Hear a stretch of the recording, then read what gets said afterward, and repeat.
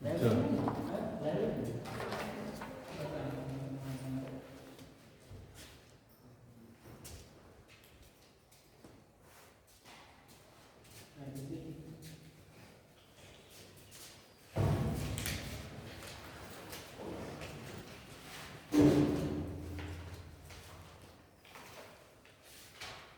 तो आज जो है जो टॉपिक हमने डिस्कशन के लिए रखा है, संविधान के मूल ढांचे की अवधारणा, basic concept of the fundamental structure of the constitution. और ये अगर देखें संविधान में तो ये 24 अप्रैल का ये दिन भारतीय संविधान के लिए बड़ा महत्वपूर्ण दिन है। 24 अप्रैल 24 अप्रैल को क्या हुआ था ऐसा जो संविधान के लिए बहुत महत्वपूर्ण है? एक तो ये था कि 24 अप्रैल को ही 1973 में केशव नंद भारती केस का डिसीजन आया था। और इस डिसीजन ने पूरे भारतीय संविधान के इतिहास को बदल के रख दिया था। अभी हम देखेंगे कि आखिर ये क्या मामला था, क्या डिसीजन आया था। 24 अप्रैल को एक और घटना घटी थी। सचिन तेंदुलकर का जन्म हुआ था और ये खासतौर से भारतीयों के लिए बड़ा गर्व की बात है कि क्रिकेट का इतिहास बदल दिया। उन्होंने पूरे भारतवर्ष को गर्व दिलाया, अपने आप सम्मान किया। लेकिन उससे भी बड़ी घटना जो है केशवनंद भारती की। और 24 अप्रैल 1993 को ही पंचायती राज व्यवस्था भी लागू हुई। 24 अप्रैल 1993 को 73rd अमेंडमेंट हुआ था संविधान में और पंचायती राज व्यवस्था को लागू किया गया था। हालांकि डीपीएसपी में था, हमारा directive principle of state policy में था पंचायती राज व्यवस्था। और राजीव गांधी भी अपने अंतिम दिनों में कोशिश करते रहे कि पंचायती राज व्यवस्था को लागू किया जाए। उसके लिए संविधान संशोधन अधिनियम भी लेके आए थे, लेकिन वो पास नहीं हो पाया था। राज्यसभा में बहुमत नहीं मिल पाई थी। फिर नरसिम्हा राव की सरकार में जो है लोकसभा और राज्यसभा दोनों से पास हुआ। फिर 17 विधानमंडल की सरकारों ने उसे रेटिफाई किया। उसके बाद जाकर 24 अप्रैल को इसका नोटिफिकेशन हुआ। जाहिर सी बात है जो राज्य सरकारें हैं या जो केंद्र सरकारें हैं वो पंचायती राज व्यवस्था के लिए वो मेहनत या वो कोशिश नहीं की जो होनी चाहिए थी, क्योंकि कोई भी सरकार नहीं चाहता कि हमारी शक्तियाँ कम हो। और पंचायती राज से जाहिर सी बात है केंद्र सरकार और राज्य सरकार की शक्तियाँ कम हो रही थी। तो सबसे जी सर ये 24 अप्रैल 1992 में हुआ था 74 अमेंडमेंट या 1993 में 24 अप्रैल को नोटिफाई हुआ। 20 अप्रैल को राष्ट्रपति ने हस्ताक्षर कर दिए थे और 24 अप्रैल को गजट में नोटिफाई किया गया था। तो इसलिए 24 अप्रैल का है, क्योंकि 24 अप्रैल को ही जो है ये आपका पंचायती राज दिवस मनाया जाता है। उस दिन लागू हो गया, उस दिन लागू हो गया, क्योंकि नोटिफाई हो गया उस दिन से तो लागू हो गया। उससे पहले अधिनियम पेश किया हो गया, बिल पेश किया हो गया, वो सारी चीजें हैं, लेकिन इस दिन से वो लागू हो गया। हमारा जो संविधान है वो एक बहुत ही महान डॉक्यूमेंट से, जाहिर सी बात है आप लोग को जानते हैं कि, और ये संविधान बड़े खतरों में रहा है। और भारत में आपको पता है आज भी खतरा है, लेकिन अभी जो फिलहाल हमेशा रहेगा जब तक। लेकिन ये जो है आपके संविधान है, क्योंकि भारत में रूल ऑफ लॉ को फॉलो करते हैं। और हो सकता है किसी के लिए बाइबल हो, किसी के लिए कुरान हो, किसी के लिए गीता हो, लेकिन भारत के नागरिकों के लिए जो महान डॉक्यूमेंट्स है वो हमारा संविधान है। क्योंकि संविधान से ही सारी सरकारें चलती हैं। संसद चलता है, राज्य सरकार चलती है, विधानमंडल चलता है, राष्ट्रपति, उपराष्ट्रपति, सर्वोच्च न्यायालय सभी इसी से शक्तियाँ प्राप्त करते हैं। हमारे फंडामेंटल राइट्स इसी से मिलते हैं। तो ये संविधान जो है ये बहुत ही महान डॉक्यूमेंट्स है। और इसको देखेंगे कि कैसे इसके खतरे आए और कैसे केशवनंद भारती केस तक पहुँचे, उसको हम डिटेल में एक हिस्ट्री के तौर पर और एक रोचक कहानी के तौर पर हम इसे समझने की कोशिश करेंगे कि आखिर ये पूरा मुद्दा है क्या। बेसिक स्ट्रक्चर की अगर बात करें, अगर इस संविधान का जो संवैधानिक ढांचा है, इसमें कई टॉपिक्स आएंगे। एक टॉपिक इसमें आपका इकोनॉमिक्स से जुड़ा हुआ है, जमींदारी उन्मूलन का आएगा। एक टॉपिक आपके इतिहास से रिलेटेड आएगा कि स्वाधीनता के बाद का भारत, तो इसमें जो बहुत सारे जो संवैधानिक विकास हुए वो सारी चीज़ें आएगी।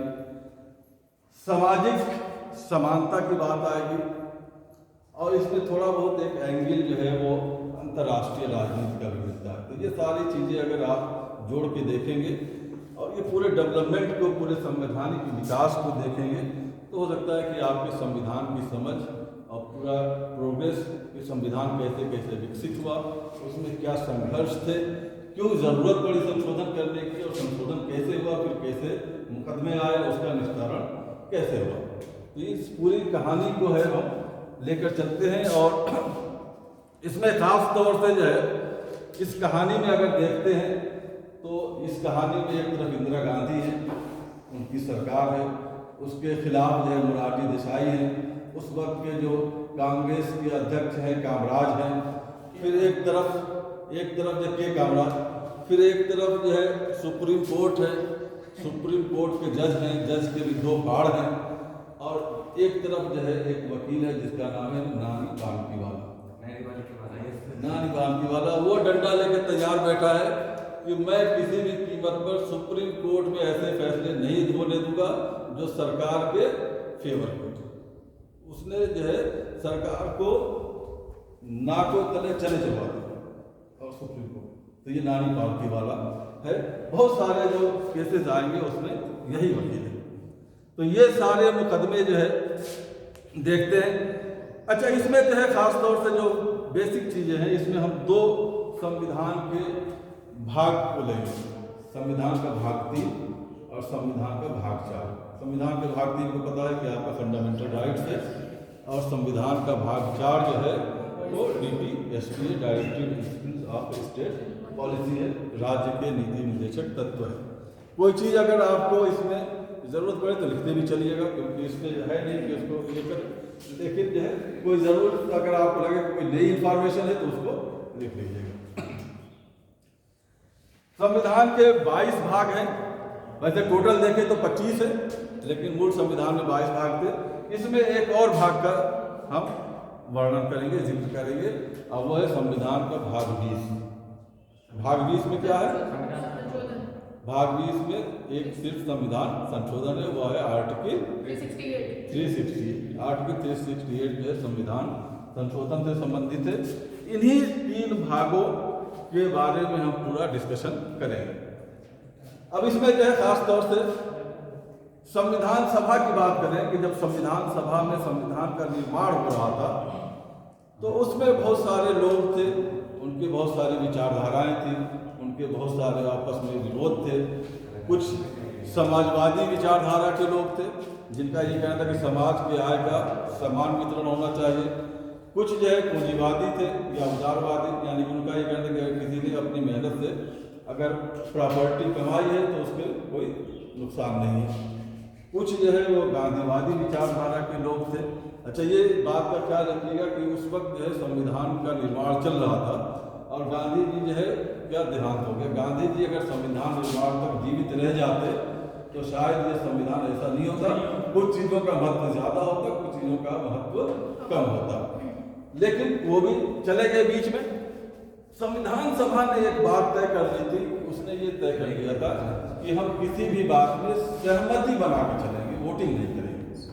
अगर कोई विरोध किया हुआ तो हम उस पर जाकर उनसे बात करेंगे, सहमति की बनाएंगे, क्योंकि अगर हम विरोध या उसमें वोटिंग करते हैं तो ये पूरी संविधान निर्माण की प्रक्रिया जो है पूरा खटास और लड़ाई भरा होगा। क्योंकि वो कहेगा कि चलो ठीक है, इस बार तुम वोटिंग में जीत गए, अगली बार हम तुम्हें देख लेंगे।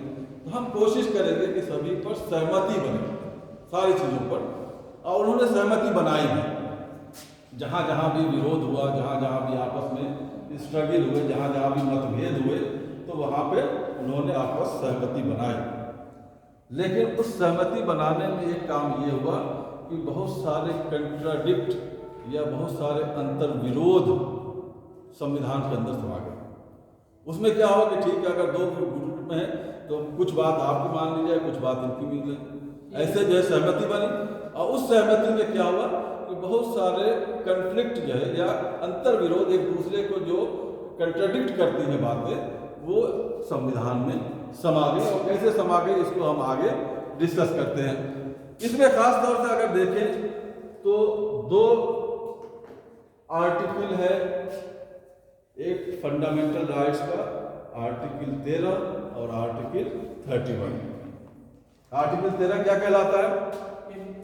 आर्टिकल 13 और आर्टिकल 32 ये कहता है कि कोई भी अगर राज्य या कोई भी व्यक्ति आपके मौलिक अधिकारों का हनन करता है तो आप सीधे सुप्रीम कोर्ट में जा सकते हैं, और सुप्रीम कोर्ट की ये जिम्मेदारी है कि वो आपके मौलिक अधिकारों की रक्षा करे। ठीक। दूसरी तरफ 13 और 32, आर्टिकल 13 और आर्टिकल 32, आर्टिकल अनुच्छेद 13 और 32 ये सुनिश्चित करते हैं कि यदि कोई व्यक्ति या राज्य आपके मौलिक अधिकारों में हनन करते हैं, मौलिक अधिकारों को खंडित करते हैं, तो आप जो है सीधे सुप्रीम कोर्ट, हाई कोर्ट में भी जा सकते हैं, आर्टिकल 32 से सुप्रीम कोर्ट में भी जा सकते हैं। डीपीएसपी क्या है? Directive principle of state policy क्या है? ये जो है राज्य के लिए नीति निर्देशक तत्व है, राज्य के लिए निर्देश है, या शुड भी राज्य कैसा होना चाहिए उसके लिए है। अब इन दोनों का हम देखते हैं कि इन दोनों में आपस में कैसे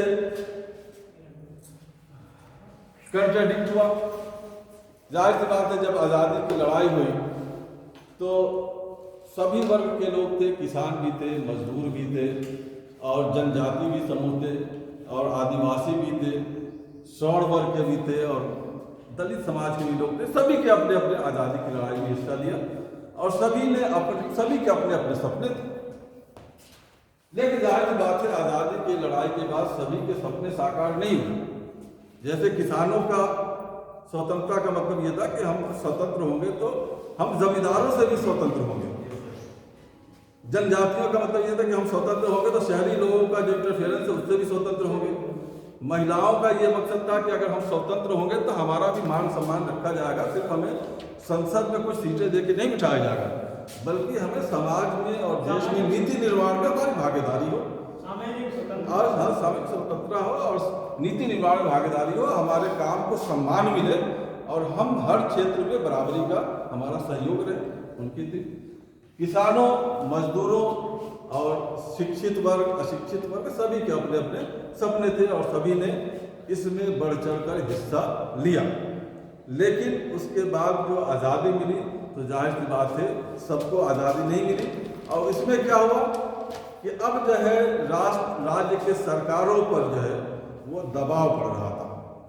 जाहिर सी बात है, उन्होंने कहा कि भाई आपने आज़ादी की लड़ाई में तो खूब बड़े बड़े वादे किए, हम कहाँ हैं, हमारे सामाजिक समानता क्यों नहीं स्थापित कर रहे हो, हमें अधिकार क्यों नहीं दे रहे हो, हमारी जो है परेशानियों को क्यों नहीं दूर कर रहे हो। तो जब संविधान निर्माण हुआ तो डीपीएसपी को लागू करने की कोशिश की गई, और डीपीएसपी को लागू करने में सबसे बड़ी रुकावट जो थी वो फंडामेंटल राइट्स आ गई, क्योंकि इन दोनों में क्या था, दोनों में अंतर्विरोध थे, दोनों कंट्राडिक्ट कर रही थी। जैसे अगर हम देखें, एक कंट्रडिक्शन देखें, 2 या 3 का एग्जाम्पल लेते हैं, कि जैसे बेसिक कंट्रडिक्शन ये था कि फंडामेंटल राइट्स जो है वो संपत्ति का अधिकार देता है। कौन कौन से आर्टिकल में है संपत्ति का अधिकार? आर्टिकल 19(1)(f) और आर्टिकल 31। ठीक, 2 आपके आर्टिकल है जो आपके फंडामेंटल राइट्स हैं। अगर जमींदारों के पास संपत्ति है वो भी उनका फंडामेंटल राइट है, पूंजीपतियों के पास बहुत सारी संपत्ति है वो भी उनकी फंडामेंटल राइट्स है। और इधर जो है आपका डीपीएसपी का खास तौर से आर्टिकल 39B और आर्टिकल 39C, आर्टिकल 39B और आर्टिकल 39C, ये क्या है? इसमें है आर्थिक समानता स्थापित करने के लिए। आर्थिक समानता ये कहता है कि राज्य कोशिश करेगा कि लोगों के बीच में ज्यादा गैप न हो, मजदूरों के बीच, अमीरों के बीच और गरीबों के बीच में ज्यादा इतना गैप न हो कि अमीर जो है गरीब का शोषण कर सके। और कोशिश करेगा कि आर्थिक समानता स्थापित करे। अब आर्थिक समानता स्थापित करके तभी तो कर सकता है जब अमीरों से या पूंजीपतियों से या जमींदारों से कुछ लेगा, तभी तो इन गरीबों में बांट सकता है। और जब वहां पे लेने चल रहा है तो कहेगा ये तो हमारा फंडामेंटल राइट्स है। तो जैसे ही संविधान लागू हुआ वैसे ही, और एक और भी है, जैसे आर्टिकल 14 से लेके आर्टिकल 18 तक ये हमारे क्या है, समानता के अधिकार है। Equal protection of law, equality before law. फिर जो है शैक्षणिक समानता की बात आर्टिकल 15 में आती है। और इधर जो है आर्टिकल 46 जो है डीपीएसपी का ये कहता है कि राज्य प्रयास करेगा कि शेड्यूल कास्ट, शेड्यूल ट्राइब्स और other weaker section of the society, उनके शैक्षणिक प्रयास करेगा कि उनको भी एक लेवल पर ले आए, उनके लिए कुछ जो है रिजर्वेशन, कुछ ऐसे सहूलियत देगा जिससे कि वो आगे बढ़ सके। ठीक, उधर आर्टिकल 14 से लेकर समानता का अधिकार है, और इधर जो है एजुकेशनल रिजर्वेशन या एजुकेशनल रिफॉर्म्स की बात कर रहे हैं। इन दोनों में कंट्राडिक्शन आ रहा है कि जैसे ही आप कहेंगे कि बाद में अभी एक चंपक तोराई राजन केस आएगा, अभी मैं बताऊंगा कि कैसे वहाँ पर मुकदमा पहुँचा और फिर उस पर क्या बहस हुई और क्या फैसला आया। ऐसे ही हमारा एक फंडामेंटल राइट्स है धार्मिक स्वतंत्रता का अधिकार, आर्टिकल 25 से रखे, यानी कि सभी को अपने अपने धर्म मानने का, उसे पालन करने का, पोषण करने का, उसका प्रचार प्रसार करने का अधिकार है। इस तरह से इसमें जो है मुस्लिम्स अपने 1937-38 के मुस्लिम पर्सनल लॉ, शरीयत लॉ को मानते हैं। वही जो है आर्टिकल 46 जो है वो कहता है कि पूरे भारतवर्ष में यूनिफॉर्म सिविल कोड की व्यवस्था की जाए। ठीक, तो ये दोनों भी आपस में, हालांकि ये काफ़ी लंबी बहस है, शाहबानो केस है और सारी चीज़ें हैं, तो उसको कोई बाद में डिस्कस करें। ये सारी चीज़ें भी जो है सामने।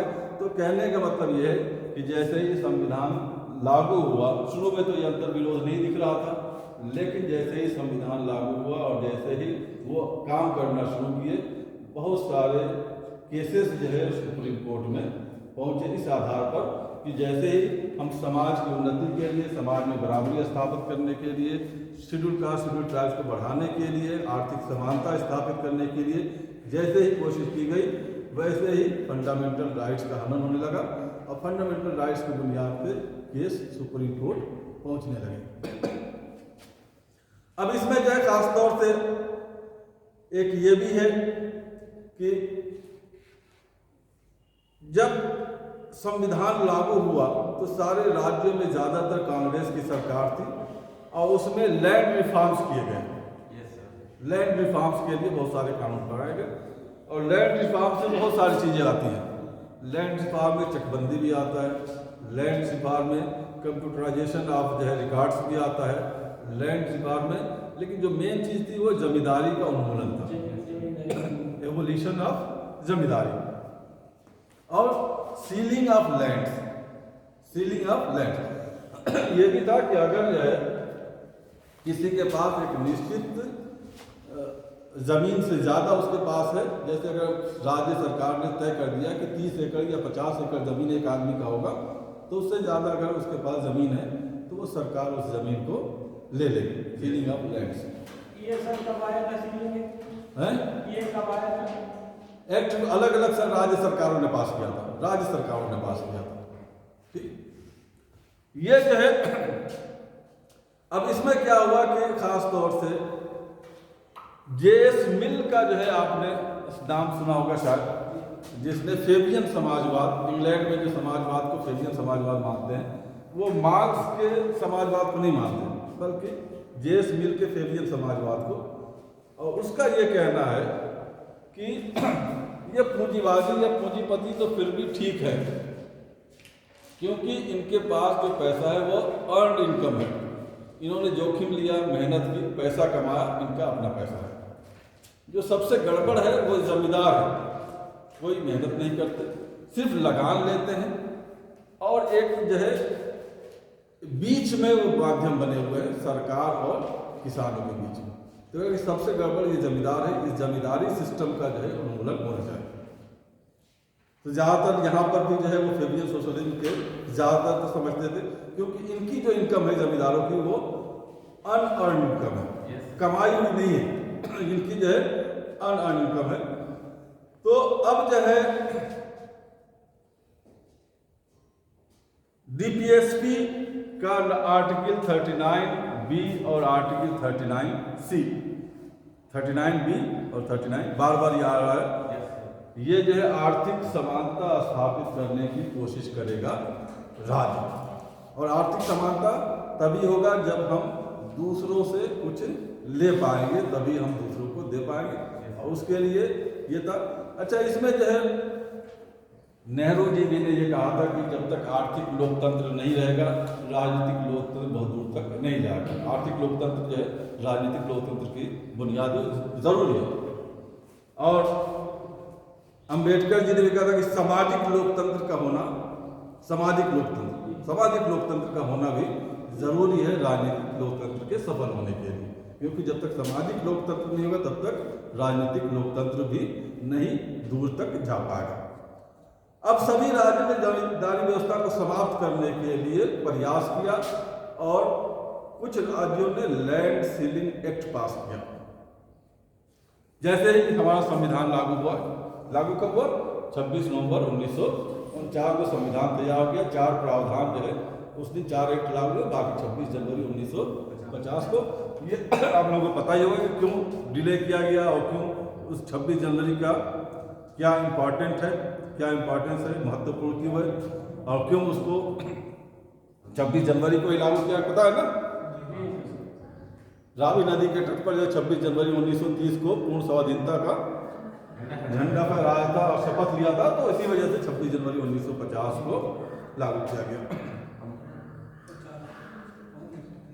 शिक्षा संस्थाओं में प्रवेश के लिए एजुकेशनल रिफॉर्म्स के मद्रास गवर्नमेंट ने क्या किया कि उसने ये कहा कि जैसे बहुत सारे जो वो कह लीजिए कि श्रवण जातियाँ हैं जिनकी पॉपुलेशन ज़्यादा से ज़्यादा 10% है, कि शिक्षा में उनकी हिस्सेदारी 70%, बहुत सारा जनजाति और बैकवर्ड क्लास है जिनकी 70 या 80% उनकी शिक्षा में भागीदारी 10% है।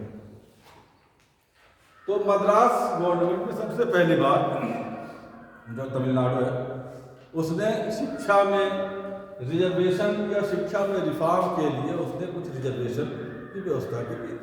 आप ठीक है, कुछ सीटें जो हैं समाज के वंचित लोगों के लिए आरक्षित रखें, रिजर्व रखें। इस पर जो है सबसे पहला जो केस सुप्रीम कोर्ट में पहुंचा, जो बहुत इम्पोर्टेंट भी है, वो है चंपकम दोराई राजन मामला। चंपकम दोराई राजन मामला मद्रास केस, ठीक है।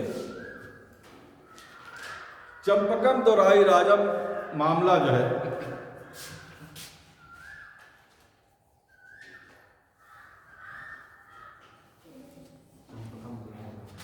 चंपकम दोराई राजन, चंपकम दोराई राजन केस के मद्रास में। ये जो है फौरन सुप्रीम कोर्ट पहुंचे और सुप्रीम कोर्ट में ये कहा कि आपने हमारे आर्टिकल 14 और आर्टिकल 15, आर्टिकल 14, आर्टिकल 15 जो हमारा फंडामेंटल अधिकार है, फंडामेंटल राइट्स है, जिसमें समानता का अधिकार है, उसका हनन हुआ है, उसका हनन हुआ है। आपने आर्टिकल 46 को बढ़ाने के लिए, आर्टिकल 46 को बढ़ाने के लिए हमारे जो है आर्टिकल 14 और 15 जिसमें कि समानता का अधिकार है, आपने रिजर्वेशन कर दिया, जाहिर सी बात है सबको समान नहीं है। तो वो केस पहुंच गया और ये भी कहा कि आर्टिकल 13 और 32 के बिहाफ पे हमारा मूल अधिकार जो है वो न्यायालय द्वारा परिवर्तनीय है, तो हमारे मूल अधिकारों की रक्षा करिए, ठीक। तो सुप्रीम कोर्ट ने यह फैसला दिया कि हाँ भाई बात सही है तुम्हारी, जो संविधान में लिखा है, संविधान में तो यही लिखा है कि राज्य के नीति निर्देशक तत्व न्यायालय द्वारा परिवर्तनीय नहीं, न्यायालय का शरण उनको नहीं मिलेगा। अब फंडामेंटल राइट्स क्या है? फंडामेंटल राइट्स वो है जो न्यायालय द्वारा परिवर्तनीय है। अगर कहीं भी अगर फंडामेंटल राइट्स का हनन होता है तो सुप्रीम कोर्ट में आप जा सकते हैं, सुप्रीम कोर्ट और हाई कोर्ट में। तो इस वजह से सुप्रीम कोर्ट ने यह फैसला दिया कि बिल्कुल हम आपके अधिकारों की रक्षा करेंगे। मद्रास गवर्नमेंट ने जो किया है शिक्षा में आरक्षण की वो गलत है, फंडामेंटल राइट्स के हनन है, और मद्रास गवर्नमेंट के उस फैसले को पलट दिया। सर कब किया था ये? 1951 में।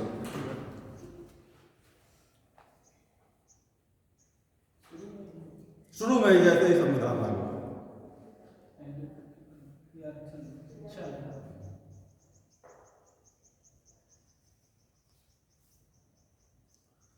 अब जो है गरीब पिछड़े, अच्छा जैसे ही आप किसी की संपत्ति को छीनने की बात करते हैं, किसी की प्रॉपर्टी को लेने की बात करते हैं, किसी की जमीन को लेने की बात करते हैं, तो उसने कहा कि ये तो हमारा मूल अधिकार है आर्टिकल 91F में और आर्टिकल 31 में संपत्ति का अधिकार। ये सर ये तीसरा ये जो 103 वाला अमेंडमेंट हुआ है ना, हाँ इसमें EWS वाला, इसमें भी तो यही कर दिया गया था कि ये अब इस बार उन्होंने विपक्ष मतलब ये जिनके लिए पहले दिया गया था सर कि तो बेसिक स्ट्रक्चर गड़बड़ रहा है। अभी बहुत सारे इंटरेस्टिंग फैसले आएंगे, बहुत सारे केस आएंगे, बहुत सारे केस अभी एक बार इसको कंप्लीट हो जाने दो, ठीक है, इसके बाद फिर डिस्कशन करेंगे इस पर। तो सबसे पहले मद्रास गवर्नमेंट के उस फैसले को सुप्रीम कोर्ट ने पलट दिया कि हम जैसे संविधान लिखा उससे तो यही साबित होता है कि हमें फंडामेंटल राइट्स की रक्षा करना है, डायरेक्टिव प्रिंसिपल स्टेट्स की पॉलिसी की रक्षा नहीं करना है। और इस वजह से जो है हम अब गरीब पिछड़े और जो राज्य सरकार पर जिनका दबाव था स्वाधीनता आंदोलन, तो अब देखिए स्वाधीनता आंदोलन में सबको आज़ादी नहीं मिलती। अगर हम अमेरिका का एग्जाम्पल लें, 1787 में जाकर वो आज़ाद हुआ। उससे पहले जॉर्ज वाशिंगटन जो थे, जो फर्स्ट प्रेसिडेंट ऑफ इंडिया थे, वो स्वतंत्रता आंदोलन के लिए लड़ रहे थे, तो वो श्वेतों के पास गए। श्वेत मतलब ब्लैक पीपल जो है, जो वहाँ के स्लेव थे, उनके पास है कि आप जो है हमारे स्वतंत्रता के आंदोलन में साथ दीजिए। तो वो बड़े असमंजस में थे कि हम साथ दें या नहीं दें, इससे हमारा कोई फायदा होगा ही नहीं होगा। उन्होंने कहा नहीं, आपका फायदा होगा, आप भी स्वतंत्र होंगे। अमेरिका स्वतंत्र हुआ, लेकिन श्वेत जो है स्वतंत्र नहीं हुए। उनको 90 साल की लड़ाई और लड़नी पड़ी, और जब अब्राहम लिंकन आए तब जाकर वो वहाँ के जो श्वेत हैं वो स्वतंत्र हुए। उसके बाद भी वहाँ की जो महिलाएं थी वो स्वतंत्र नहीं, उनको और अलग 90 साल की लड़ाई लड़नी पड़ी। 1950 में जाकर उनको अधिकार मिला। तो ये जो है जाहिर सी बात है कि हमारे यहाँ भी बहुत सारे ऐसे आंदोलन लोग अपने अपने मकसद से, अपने अपने उद्देश्य के साथ स्वाधीनता आंदोलन में। लेकिन अब हुआ क्या कि नेहरू जी उस वक्त जो है वो प्रधानमंत्री थे। दोनों पार्लियामेंट में जो है आपके लोकसभा और राज्यसभा में कांग्रेस की हुकूमत थी, कांग्रेस की बहुमत थी पूरा बढ़ चढ़ के, और पूरा कांग्रेस जो है वो नेहरू जी के हाथ में था। और ज़्यादातर जो राज्य की सरकारें थी वो भी कांग्रेस की थी। कोई बहुत बड़ा नेता नेहरू जी के सामने अब बचा नहीं था। पटेल जी की भी मृत्यु हो गई थी, गांधी जी का देहांत हो गया था। तो नेहरू जी का पूरा कंट्रोल जो है समझ लीजिए कि भारत की राजनीति पर, संसद पर और राज्यों के विधानमंडलों पर था। अब उन्होंने क्या कि फर्स्ट अमेंडमेंट उन्होंने लेके आए, भारतीय संविधान संशोधन का पहला संशोधन। वो कब? 1951 में। और 1951 में जो है जब पहला संविधान संशोधन लेके आए, तो संविधान संशोधन के लिए आपको पता है कि दोनों सदनों में अलग अलग जो है बहुमत चाहिए, और राज्यों के विधानमंडलों का भी जो है सहमति चाहिए। और ऐसे में उनके लिए कोई मुश्किल नहीं था, जैसे वो थे या फिर बाद इंदिरा गांधी हुई या आज के ज़माने में नरेंद्र मोदी जी हैं, इनके लिए। क्योंकि इंग्लैंड में संविधान संशोधन तो जो है वो साधारण बहुमत से ही हो जाता है। इंग्लैंड में क्योंकि संसद की सर्वोच्चता है, संसद की सर्वोच्चता है, और अगर संसद ने कोई साधारण अधिनियम भी पास किया तो ये माना जाता है कि संविधान में संशोधन हो गया। अमेरिका का संविधान जो है वो बहुत ज़्यादा कठोर है। वहाँ तो 250 से ज़्यादा साल में सिर्फ 27 संशोधन हो पाए, और बहुत मुश्किल होता है। हमारा जो संविधान है वो बीच का है, बहुत लचीला भी नहीं है और बहुत कठोर भी नहीं है, तो बीच का संविधान है। और नेहरू जी के लिए संविधान में संशोधन करना ज़्यादा मुश्किल काम नहीं था। तो इस वजह से उन्होंने सबसे पहले 1951 में पहला संविधान संशोधन किया। अब वो क्या था, जैसे आर्टिकल 31 जो सबसे ज़्यादा परेशान कर रहा था, जिसमें संपत्ति का अधिकार था, उसी में उसने आर्टिकल 31 के दो पार्ट हैं, आर्टिकल 31(1) और आर्टिकल 31(2). 1 पार्ट ये कहा जाता है कि राज्य जब भी किसी व्यक्ति के संपत्ति को छीनेगा या लेगा तो उसके लिए एक अधिनियम पारित करेगा, एक कानून बनाएगा। ऐसे ही नहीं, यानी कि ये कार्रवाई जो होगी वो लेजिस्लेटिव कार्रवाई होगी, ये कार्यपालिका की, यानी कि जबरदस्ती आप नहीं सकते, उसके लिए एक कानून बनाना पड़ेगा, तभी जाकर आप किसी भी व्यक्ति की संपत्ति छीन ले सकते हैं। दूसरा था पार्ट 2 में, कि पार्ट 2 में 2 कंडीशन दिए थे। एक तो यह कि अगर जब भी किसी व्यक्ति की संपत्ति देंगे उसके लिए पब्लिक पर्पज होना चाहिए, सार्वजनिक उद्देश्य के लिए देंगे, आम आदमी के कार्य के लिए, प्रधानमंत्री या मुख्यमंत्री के आवास के लिए नहीं, जैसे कि सड़कें के लिए, रेल के लिए, हवाई अड्डा बनाने के लिए, इस तरह का अगर सार्वजनिक उद्देश्य है तो उसके लिए आप लेंगे। दूसरा यह है कि कंपनसेशन के देंगे, जब भी आप किसी की संपत्ति को लेंगे तो कंपनसेशन देंगे। कंपनसेशन शब्द यूज किया गया है, और कंपनसेशन शब्द उसी अधिनियम में होगा कि कितना कंपनसेशन, जिस अधिनियम के तहत आप उसकी संपत्ति को ले लें। आर्टिकल 31 क्लियर हो गया। इन्होंने क्या किया कि आर्टिकल 31 में 2 क्लॉज और जोड़ दिया। जो पहला संविधान संशोधन हुआ, आर्टिकल 31A, आर्टिकल 31B। अभी तक तो क्लियर है ना कि आर्टिकल 31 का 2 है कि जब भी आप किसी की संपत्ति को लेंगे तो आप कोई अधिनियम या कानून बनाएंगे। दूसरा ये कि अपने या किसी उसके मकसद के लिए, सार्वजनिक हित के लिए, और उसके लिए आप कंपनसेशन देंगे, क्षतिपूर्ति देंगे, वो भी जस्टिफिएबल या इक्विटेबल, बराबरी का। ये नहीं कि बहुत ज़्यादा संपत्ति लेके थोड़ा सा दीजिए, जस्टिफिएबल दीजिए, न्यायिक। और उसके लिए भी आप उस कानून में ही बताएंगे कि कितना कंपनसेशन दे रहे हैं। अब इन्होंने जो है 31A और 31B 2 जोड़ दिया। 31A में क्या था कि अगर लैंड रिफॉर्म के लिए एक्ट पास करेगा, लैंड रिफॉर्म के लिए कोई एक्ट पास किया जाता है या कोई संपत्ति दी जाती है तो उस पर आर्टिकल 31 लागू नहीं, लागू नहीं। यानी कि उसके लिए अगर कोई काम किया जाए, जमीन ली जा रही है, प्रॉपर्टी ली जा रही है, तो अब उस पर जो है नहीं, लैंड रिफॉर्म के लिए अब उस पर जो है वो उसको शरण नहीं मिलेगा 31 का, जो मूल अधिकार का शरण। दूसरा जो भूमि सुधार से ये लैंड रिफॉर्म है, लैंड रिफॉर्म से क्या सर? लैंड रिफॉर्म या लैंड सीलिंग में या कोई भी संपत्ति लेने के लिए, ये मेन ये था कि संपत्ति लेने के लिए या किसी का जाहिर के बारे, जब तक संपत्ति नहीं लेंगे तब गरीबों में बांटेंगे कैसे? तो उसके लिए उन्होंने ये किया कि हम जिसके पास ज़्यादा संपत्ति होगी उससे सरकार ले लेगी और ये फिर गरीबों में उसका डिस्ट्रीब्यूशन करेगी, बांट देगी। लेकिन उसके लिए क्या है कि जब लैंड रिफॉर्म अधिग्रहण कर लेगी और उसके लिए जो है कोई भी फंडामेंटल राइट्स का उस पर अप्लाई नहीं होगा। ठीक है, आर्टिकल 31। आर्टिकल 31B और ज़्यादा रोचक है। आर्टिकल 31B में उन्होंने कहा कि ऐसे तो बहुत सारे मुकदमे होंगे, एक ऐसा उन्होंने स्टेप उठाया जिससे कि सारा झगड़ा ही खत्म कर दिया। आर्टिकल 31B में एक नई सूची बना दी, 9th शेड्यूल, 9वीं अनुसूची, और उसमें ये कहा कि अगर कोई भी, हालांकि ये बड़ी विवादास्पद सूची है, कई सौ जो है उसमें एक्ट है, ज़्यादातर लैंड रिफॉर्म से रिलेटेड, और उन्होंने ये कहा कि कोई भी एक्ट, कोई भी अधिनियम जो 9th शेड्यूल में चला जाएगा उस पर सुप्रीम कोर्ट का कोई भी जुडिशियल रिव्यू काम नहीं करेगा। नो जुडिशियल रिव्यू, न्यायिक पुनर्विवेचन आप समझते हैं कि सुप्रीम कोर्ट या हाई कोर्ट दोनों का अधिकार है कि कानून बनाने की प्रक्रिया में या कानून में अगर कोई ऐसी बात हो जो संविधान के अगेंस्ट में हो, तो उन्होंने कहा कि 9th शेड्यूल में कोई भी राज्य का विधानमंडल या राज्य या संसद कोई भी कानून बनाकर अगर 9th शेड्यूल में डाल देती है तो फिर वहाँ पर कोई भी अब जो है उस पर नो जुडिशियल रिव्यू होगा, उस पर जो है कोई भी न्यायिक पुनर्विलोकन का अधिकार नहीं है।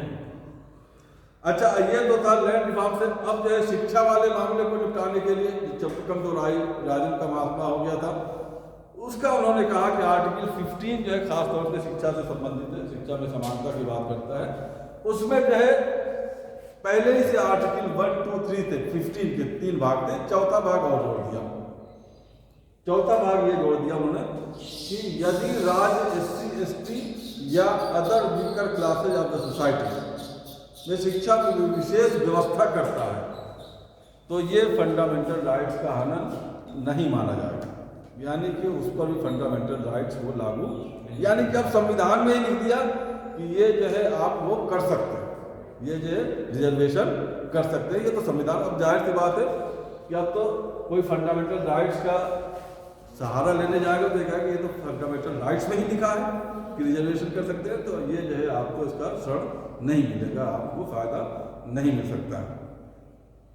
तो ये जो है खास तौर से जो 15 में जो अमेंडमेंट किया था, वो अमेंडमेंट जो है वो चंपकम दोराई राजन केस को सेटल करने के लिए किया था।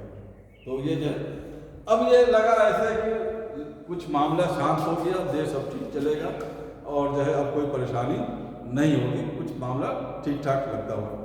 लेकिन इससे जो है खास तौर से जो जमींदार लोग थे, जो पूंजीपति लोग थे, जिनके पास ज़मीनें ज़्यादा थी और जिनके पास पैसा ज़्यादा था, जिनके छीनने या अधिग्रहण करने का खतरा था, वो बड़े परेशान थे और उन्होंने बहुत सारे वकीलों को एक जगह पे इकट्ठा किया। उन्होंने कहा कि कुछ तोड़ ढूंढ के लाओ कि आखिर इसका क्या तोड़ किया जाए, कैसे रास्ता निकाला जाए। और जो है वो तोड़ निकल के आया शंकरी प्रसाद बनाम यूनियन ऑफ इंडिया के, शंकरी प्रसाद बनाम यूनियन ऑफ इंडिया। और इसमें जो है उन्होंने ये कहा कि ये 9th शेड्यूल जो है इसी को हम अवैध घोषित करा दें तो सारा मसला ये हो जाएगा। 9th शेड्यूल बनाया कि 9th शेड्यूल में जो भी डाल देंगे तो नो जुडिशियल भी होगा, उसमें कोई न्यायिक पुनर्विलोकन नहीं होगा और हम किसी तरह से मिलकर इस 9th शेड्यूल को ही अवैध घोषित करा दें तो हमारा काम चल जाएगा। अब आकर यहाँ पे एक नया एंगल खुलता है, एक नया मोड़ आता है संविधान में, वो है संविधान के 2 अनुच्छेदों के बीच की संघर्ष। अब वो संविधान के 2 अनुच्छेद कौन कौन से? आर्टिकल 13 और आर्टिकल 368, आर्टिकल 13 और आर्टिकल 368। अब याद करिए कि आर्टिकल 13 क्या है। आर्टिकल 13 जाहिर सी बात है वो मौलिक अधिकारों, मूल अधिकारों से रिलेटेड है और यही केस है, यही पेच समझ लीजिए शंकरी प्रसाद में भी, सज्जन सिंह में भी, गोलकनाथ में भी, केशवनंद भारती में भी, मिनरवा मिल में भी, बामन राव में भी, जितने भी थे वो सभी इसी पर घूम रहे हैं। और अगर इसके समझ लिया तो आप समझिए कि संविधान को काफ़ी हद तक समझ लेंगे और जब भी आप बात करेंगे तो आपकी बात में वजन होगा। GS में, इंटरव्यू में और हर जगह आपको बड़ी मदद मिलेगी और आपको लगे, हालांकि कुछ अनुच्छेद रट लेने से कैसे संविधान विकसित हो रहा है, कैसे संविधान का विकास हो रहा है, उस वक्त संघर्ष क्या है, उस वक्त कन्फ्लिक्ट क्या है, हालात क्या है, उस वक्त के क्या क्या हालात से गुजर रहा हमारा संविधान, इन सबको देखते हुए पढ़ेंगे तो वो याद भी रहेगा और आपको मजा भी आएगा। सिर्फ हम क्या करते हैं कि जब अच्छा वो याद भी नहीं रहता, अगर आज जो है अगर आर्टिकल 13 और आर्टिकल 368 पढ़ लेंगे तो मुझे उम्मीद है कि हमेशा आपको ये याद रहेगा कि आर्टिकल 368 क्या है, आर्टिकल 13 क्या है। तो ऐसे कहानी के माध्यम से अगर पढ़ेंगे तो सारी चीज़ें, पूरा जो केस चल रहा है। अब उन्होंने क्या किया कि जो है आर्टिकल 13 जो है और आर्टिकल 368 के बीच में ही एक लड़ाई छेड़ दी। अब देखते हैं कि आर्टिकल 13 क्या है। आर्टिकल 13 में 3 क्लॉज थे, 1, 2, 3। तो इसमें खास तौर से 2 और 3 का इम्पोर्टेंस ज़्यादा है क्योंकि 1 जो है वो संविधान के लागू होने से पहले के कुछ कानूनों के बारे में है, उसका कोई इम्पोर्टेंस नहीं। आर्टिकल 13 का पार्ट 2 है, वो ये कहता है कि राज्य कोई ऐसा कानून नहीं बनाएगा जो फंडामेंटल राइट के खिलाफ, राज्य कोई ऐसा कानून नहीं बनाएगा जो फंडामेंटल राइट के खिलाफ। और आर्टिकल 13 का पार्ट 3 कहता है, उसी का पार्ट 2 ये है कि अगर कोई ऐसा कानून बनाता है राज्य का विधानमंडल या संसद या कोई भी, टू दैट एक्सटेंट, यानी उस सीमा तक जहाँ तक कि फंडामेंटल राइट्स को खंडित करता है या चोटिल पहुँचाता है, नुकसान पहुँचाता है, वो कानून अपने आप जो है खारिज निरस्त हो जाएगा। यानी कि अगर मान लीजिए संसद ने 10 पॉइंट पे कानून बनाया और 2 उसके ऐसे कानून है जो फंडामेंटल राइट्स के खिलाफ है, तो वो 2 जो है वो खारिज हो जाएगा, 8 ऐसे ही रहेंगे। या पूरा का पूरा अगर कानून 10 पॉइंट ही फंडामेंटल है तो 10 के 10 जो है वो खारिज, यानी टू दैट एक्सटेंट लिखा है, उस सीमा तक जहाँ जो है फंडामेंटल राइट्स के खिलाफ है या चोटिल करता है या तो अपने आप निरस्त हो जाएगा। ये 2 हो गए आर्टिकल 30। अब जो तीसरा है वो जो है बहुत ज़्यादा इम्पॉर्टेंट है। उसमें कहता है कि कानून का मतलब क्या है, और कहता है लॉ इंक्लूड्स, इसमें शामिल है। इसी पे बहुत सारे लोग खेलते हैं कि शामिल है, यानी कि इसमें और भी चीज़ें हैं लेकिन ये भी शामिल है।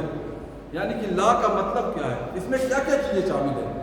तो कहता है कि लॉ में जो शामिल है वो तो एक्ट है, यानी कि संसद कोई अधिनियम पास करता है, राज्यसभा और लोकसभा और फिर राष्ट्रपति साइन करता है, वो एक्ट हो गया। अगर कोई अध्यादेश लेके आता है, आर्टिकल 123 से केंद्र अध्यादेश लेके आ सकता है और आर्टिकल 213 के माध्यम से राज्य सरकार अध्यादेश लेके आ सकते हैं, ऑर्डिनेंस जिसे कहते हैं। ठीक, अगर कोई अध्यादेश लेके आता है, अगर सरकार कोई नोटिफिकेशन जारी करती है, कोई रूल्स बनाती है, कोई रेगुलेशन बनाती है, कोई बायलॉज बनाती है, यहाँ तक कि उन्होंने कहा कि ऐसा कोई कस्टम हो जो राज्य मांगता हो, यानी कि राज्य का फोर्स, यानी कि उसे कानून की तरह माना जाता हो, कोई ऐसा ट्रेडिशन या कस्टम हो, वो भी इसमें शामिल है। अब इंटरेस्टिंग डिबेट ये है, इसमें ये कहीं भी नहीं लिखा है कि संविधान संशोधन एक्ट जो है, संविधान संशोधन अधिनियम जो है वो इसमें शामिल है या नहीं। अगर वो भी शामिल है तो वो भी एक कानूनी है, वो भी एक लॉ ही है। और उसमें 13 के 2 में क्या है कि कोई भी लॉ अगर फंडामेंटल राइट्स को चोटिल पर पहुंचाता है तो वो अपने आप निरस्त हो जाएगा। यानी कि आर्टिकल आपने जो 9 शेड्यूल है जो फंडामेंटल राइट्स को चोटिल पहुंचा रहा है वो अपने आप ही निरस्त हो जाएगा। यानी कि इसका मतलब ये कि अगर चित्र के माध्यम से समझें तो उन्होंने कहा कि आर्टिकल 13 में के अंदर ही, सीमा के अंदर ही आर्टिकल 368 आता है। यानी कि आर्टिकल 368 की जो भी पावर्स है पहले से ही, वो पहले ही। तो अब इन्होंने कहा कि इस पे जो है, अब ये शंकरी प्रसाद बनाम जो है, उन्होंने कहा कि संविधान संशोधन की शक्ति जो है, उसमें कहा कि साहब वो जाहिर सी बात है, उसमें एक में प्रोसेस बताया, एक में पावर बताया, कैसे कैसे किया जाता है कि उसमें लोकसभा और राज्यसभा में दोनों में पता नहीं कि दोनों में उपस्थित और मतदान करने वालों का विशेष बहुमत होना चाहिए संविधान संशोधन के लिए। एक तो सामान्य बहुमत होना चाहिए, जितने टोटल नंबर है उसका सामान्य बहुमत, और उपस्थित और मतदान करने वालों का विशेष बहुमत होना चाहिए। 2/3 होता है, 2/3। और जहाँ पर फेडरल स्ट्रक्चर की बात हो तो राज्यों के विधानसभाओं का भी, जैसे राष्ट्रपति का चुनाव है, पंचायती राज है, सेंट्रल स्टेट रिलेशन है, 7 शेड्यूल की बात है, सुप्रीम कोर्ट और हाई कोर्ट की पावर्स में, तो इसमें जो है आधे राज्यों के विधानमंडलों की सहमति भी चाहिए। अब इसमें क्या है, अगर सर ये विधानसभा सहमति न दे तो नहीं पास होगा, यही तो है। आधे राज्यों के विधानमंडलों की सहमति भी चाहिए, रेटिफिकेशन चाहिए। अच्छा, संविधान संशोधन में और सामान्य कानून में 2 फर्क है। वो ये है कि इसके बारे में जो है ऑर्डिनेंस सरकार लेके नहीं आ सकती, ऑर्डिनेंस जो अध्यादेश कहते हैं। और दूसरा ये कि ज्वाइंट सिटिंग नहीं हो सकती। ज्वाइंट सिटिंग समझते हैं, संयुक्त बैठक। संयुक्त बैठक क्या होता है कि लोकसभा और राज्यसभा किसी आम विधेयक पे अगर इनमें कोई विवाद हो जाए तो दोनों की संयुक्त बैठक राष्ट्रपति बुलाता है और उसमें फिर क्या होता है कि जाहिर सी बात है लोकसभा की संख्या अधिक होती है तो लोकसभा की बात मानती है। इसमें यह है कि संविधान संशोधन विधेयक में नहीं, दोनों से अलग अलग विशेष बहुमत चाहिए, दोनों से अलग अलग विशेष बहुमत चाहिए और दोनों के बाद आधे राज्यों के विधानमंडलों की सहमति भी चाहिए, तब जाकर अब जो है इन्होंने कहा कि अगर हम इस 13 और 68 के बीच में एक ऐसा निकाल दें जिससे कि वो अपने आप समाप्त हो जाए तो फिर ये हमारा मामला हल हो जाएगा। अब जो है उन्होंने कहा कि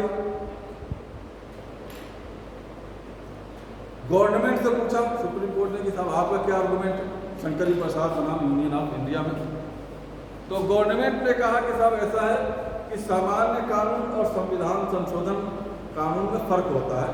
अगर कोई सामान्य कानून के तहत फंडामेंटल राइट्स को खारिज किया जाता है या चोट पहुंचाया जाता है तब तो आर्टिकल 13 की परिधि में आता है, लेकिन अगर संविधान को संशोधन करते हुए, संविधान को बदलते हुए, क्योंकि यह आर्टिकल 368 क्या है, वो भी तो एक अधिनियम ही है और संविधान का उसमें भी तो संशोधन कर सकती है।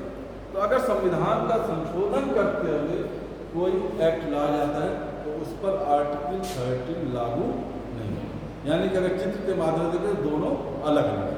अधिनियम बनाने के लिए डायरेक्ट नहीं, अगर मौलिक अधिकारों में कुछ चेंजेस करना है तो 368 के अनुसार 368 के अनुसार ही करना चाहिए। डायरेक्ट अगर आप कानून बनाते हैं तो वो खारिज हो जाएगा। ये बात जो है सरकार ने अपने आर्गुमेंट में रखा, संघ सरकार है संघ सरकार यूनियन, ये 1951 का है, शंकरी प्रसाद। मैं और चेक कर लूँगा, इसको देखना पड़ेगा कि 1951 है या क्या है। डेट का मुझे थोड़ा सा जाए उस पर, डेट के बारे में चेक कर लेंगे, ठीक है। अब इसमें जो है वो सुप्रीम कोर्ट ने क्या कहा, जाहिर सी बात है कि उनके वकीलों ने तो ये कहा कि 360 और 368 जो है, हेलो, अच्छा ठीक है,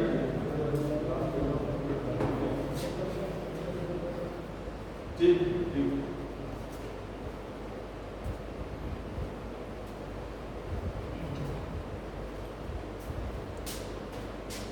सुप्रीम कोर्ट ने जो कहा, अब असल में एक ये भी होता है कि देखिए अगर सुप्रीम कोर्ट का मिजाज अपना अलग होता है और हर जगह का ये बहुत क्लियर कट होता है कि अगर सरकार मजबूत है तो सुप्रीम कोर्ट थोड़ा सा नरम पड़ जाता है, या अगर प्रधानमंत्री मजबूत है तो राष्ट्रपति थोड़ा सा नरम पड़ जाता है। प्रधानमंत्री कमजोर है राष्ट्रपति मजबूत हो जाता है, सरकार कमजोर है तो सुप्रीम कोर्ट, अगर गठबंधन की सरकार है तो राष्ट्रपति और सुप्रीम कोर्ट दोनों मजबूत हो जाते हैं। तो ये पूरा एक ऐसा है, लेकिन उसमें क्या है कि जाहिर सी बात है प्रधानमंत्री उस वक्त जो है वो नेहरू जी थे और उनके हाथ में पूरा सरकार था और पूरी कांग्रेस थी, राज्य के विधानमंडल थे और उनके बराबर, तो सुप्रीम कोर्ट का रवैया थोड़ा उस वक्त तक उनके फेवर में था। और नेहरू जी ने समझा भी दिया था कि भाई देखो सुप्रीम कोर्ट ऐसा है कि ये सारे DPSP जो है राज्य और समाज के हित में है, इसे लागू करना है, इसके बीच में तो कानून की किताब लेके बता रहे जाना, तो ये जो है हमारा करना है, संविधान का भाव समझो, आवश्यकता है, ऐसे करना है हर बीच में।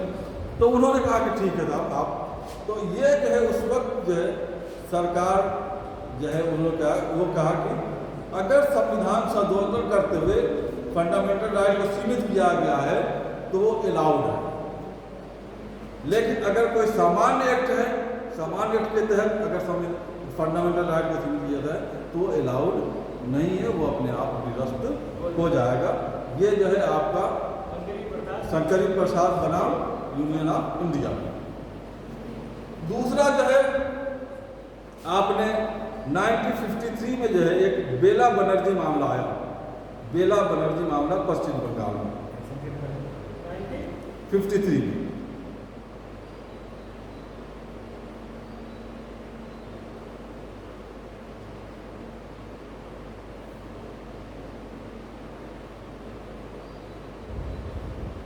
बेला बनर्जी पश्चिम बंगाल में लैंड रिफॉर्म से रिलेटेड कुछ परेशानी आ रही थी और उसमें भी जो है सरकार के फैसले को सुप्रीम कोर्ट ने पलट दिया था।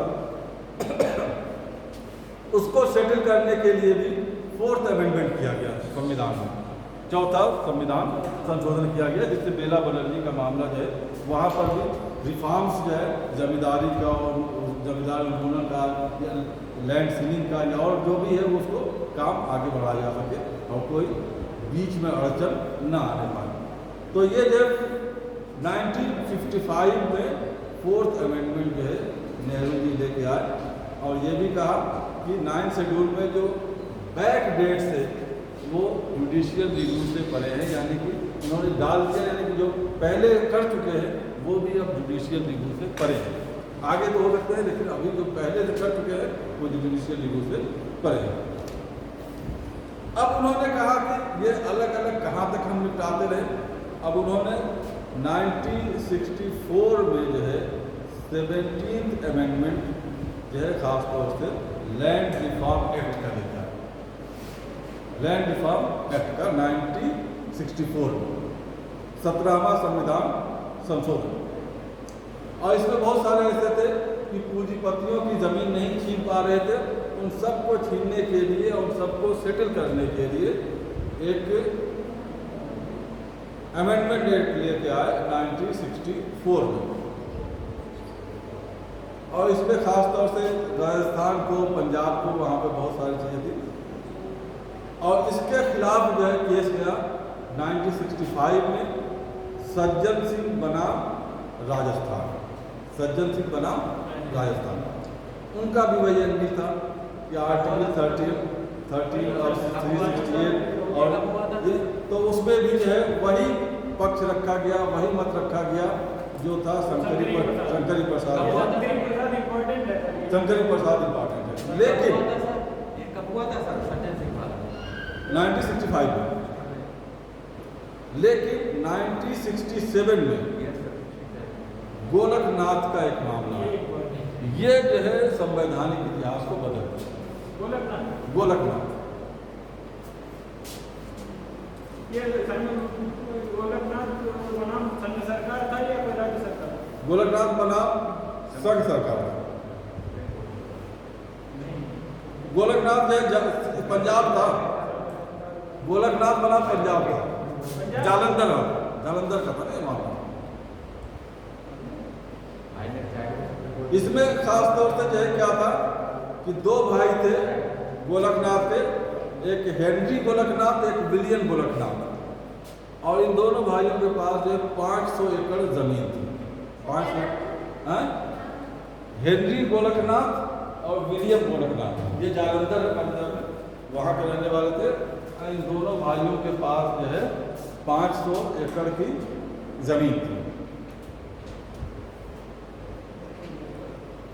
अब 1953 में पंजाब ने एक लैंड रिफॉर्म एक्ट में ये पास किया था, लैंड सीलिंग के, कि एक आदमी के पास 30 एकड़ से ज़्यादा ज़मीन नहीं रहेगी। 30 एकड़ से ज़्यादा ज़मीन होती है तो उसको सरकार उससे छीन लेगी और उसको गरीबों में और किसानों में जिनके पास खेती के लिए ज़मीन नहीं है उनको दे देगी।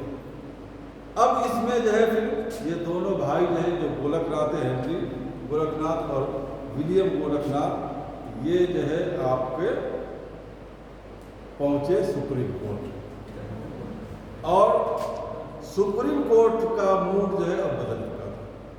64 की बात है, 67 की बात है। अब इस वक्त के घटनाओं को हम देखेंगे। हाँ, अब यह क्यों चेंज हो गया सुप्रीम कोर्ट का मूड और क्यों सारी व्याख्याएं बदल गई, इसके पीछे जानने के लिए हम पूरे जो है वो इतिहास के घटनाक्रम को देखते हैं कि इस बीच में क्या क्या घटनाएं घटी। और इसमें जो है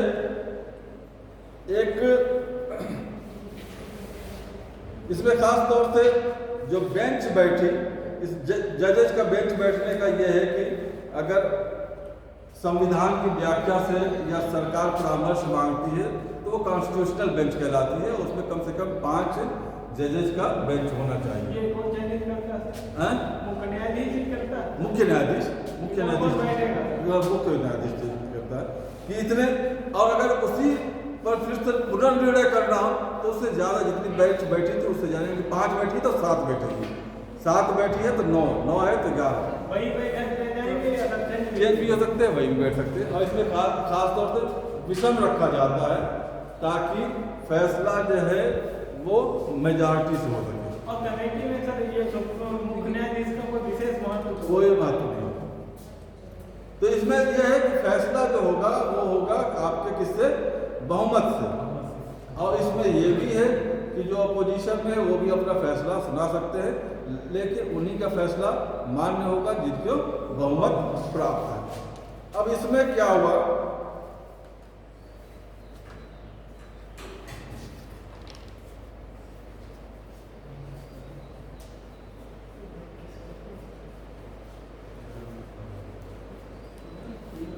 सुप्रीम कोर्ट ने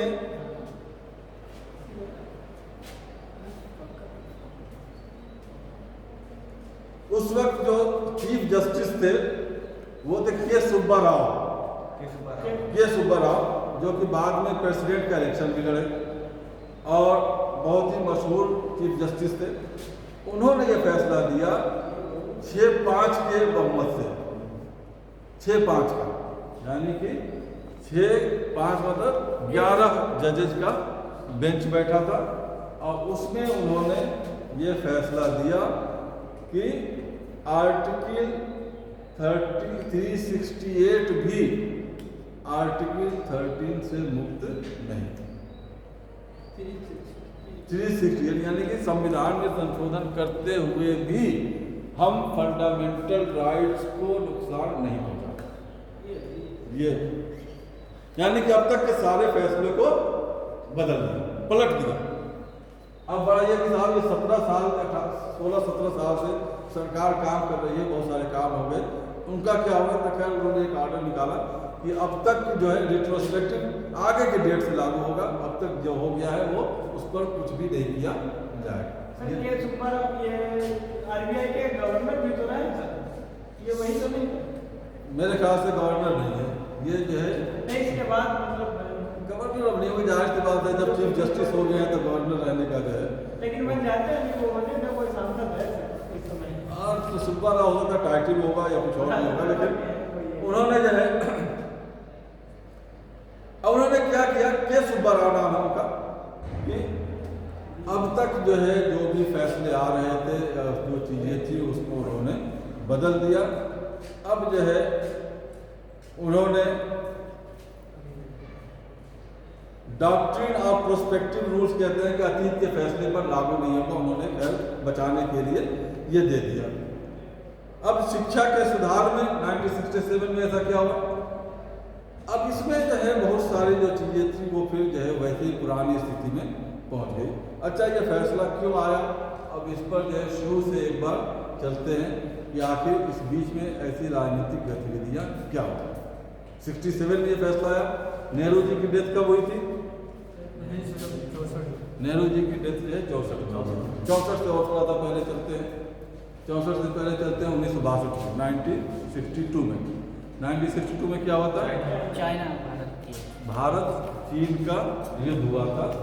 और इसमें क्या हुआ था कि नेहरू जी हालांकि बहुत ज़्यादा 1949 में जो चीन में साम्यवादी क्रांति आई थी और उसके बाद जो सरकार बनी थी उसको उन्होंने बहुत ज़्यादा सम्मान दिया और सबसे पहले रिकॉग्निशन देने वाले भी थे कि सबसे पहले उन्होंने चीन की सरकार को मान्यता भी प्रदान की और चीनियों के संबंध में बड़ा कि हिंदी चीनी भाई भाई का उस वक्त का उन्होंने नारा दिया था।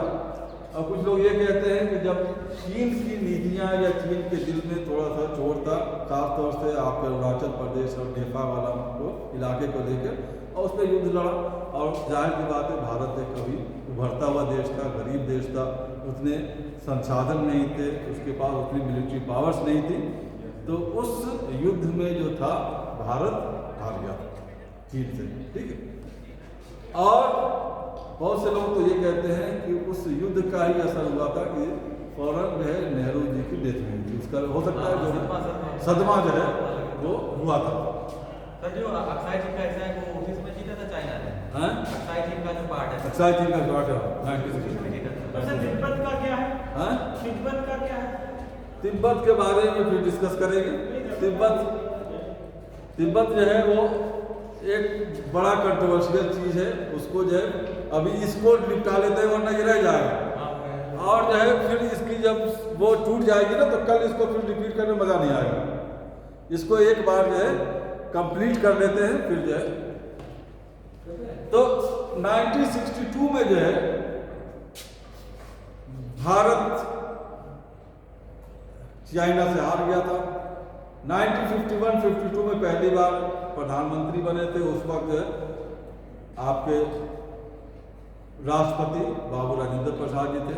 फिर 56-57 में जो हुआ था प्रधानमंत्री फिर आके बन के आए, और उस वक्त जो है फिर से दोबारा राजेंद्र प्रसाद जी जो है वो दोबारा, हालांकि नेहरू जी की बहुत ज़्यादा उनसे नहीं बनती थी, और ये भी था कि लेकिन वो था कि भाई उस वक्त जो है एक तो हाँ इतने पुराने नेता है, उन्होंने कहा कि सेकेंड टर्म तो मिलना ही चाहिए। अमेरिका में तो 4-4 बार जो है, उसी वक्त जो है 1940 में आपके एक रूजवेल्ट थे, उनको चौथी बार जो है वो बने थे। तो उन्होंने कहा कि वहाँ पे जब 4 बार बन सकते तो यहाँ पे 2 बार क्यों नहीं बन सकते। तो उन्होंने को खैर दूसरी बार भी ये कहा था कि तीसरी बार भी थे, तो उन्होंने कहा कि नहीं भाई उसके लिए कुछ एक्ट वगैरह लाने की बात रही, तो फिर उन्होंने अपने आप ये ऐलान कर दिया कि अब मैं कैंडिडेट नहीं रहूँगा। अच्छा, इनका जो है थोड़ा सा लिबरल थे नेहरू जी, वो थोड़ा सा जो है वो पुराने ट्रेडिशनल किस्म के आदमी थे। जैसे बहुत सारे सोमनाथ मंदिर का जीर्णोद्धार हुआ था तो उसके प्रोग्राम में चले गए थे। ये चाहते थे कि भारत का राष्ट्रपति एक धर्मनिरपेक्ष का वाला इमेज लेके चले, वो उनके उस कंट्रोल में दे दी। यूनिफॉर्म सिविल कोड में भी कुछ अनुबंध थे, धर्म संभव होता था। हाँ धर्म संभाव, तो वो जो है थोड़ा सा जो है। लेकिन जब तीसरी बार जो है राष्ट्रपति बनने का हुआ तो ये था कि साहब राधा कृष्ण, सर्वपल्ली राधा कृष्णन, साउथ ये था कि अब नॉर्थ इंडिया के तो प्रधानमंत्री, पहले दोनों प्रधानमंत्री राष्ट्रपति दोनों नॉर्थ इंडिया के थे। अब जो है साउथ इंडिया से जो है लेके आया जाए राष्ट्रपति के, शिक्षाविद थे तो उनको, लेकिन उन्होंने क्या किया कि इस पर जो है खास तौर से पूरे सरकार को जो है घुटनों पर ले आए सर्वपल्ली राधाकृष्णन। और नेहरू जी के सरकार में जो रक्षा मंत्री थे मेनन, उनसे जो है जब तक की रिजर्वेशन ने दे दिया तब तक जो है उन्होंने सरकार को चैन से रहने नहीं दिया सर्वपल्ली राधाकृष्णन ने। 1964 में डेथ हो गई।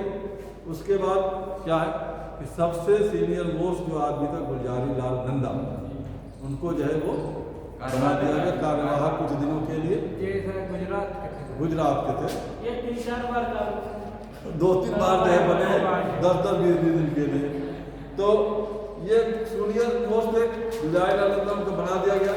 लेकिन जो हक बनता था और प्रधानमंत्री के लिए जो सबसे ज़्यादा जो उस वक्त खास तौर से आपके नेहरू जी के बाद थे वो था मोरारजी देसाई।